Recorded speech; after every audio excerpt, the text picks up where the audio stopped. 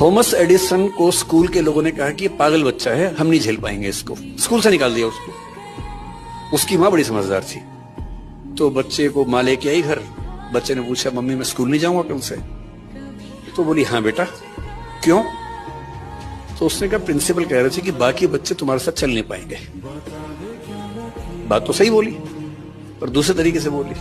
घर में पढ़ाया, 12 साल की उम्र में उसको सेल्समैन बना दिया।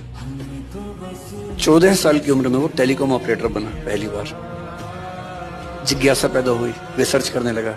करते करते उसने 20-25 की उम्र में, जिसको हम फोनोग्राफ कहते हैं, उसका आविष्कार किया। और वो आदमी जिसको स्कूल ने पागल कह के, मेंटली रिटार्डेड कह के निकाला था, 1078 पेटेंट उसके नाम पे हैं।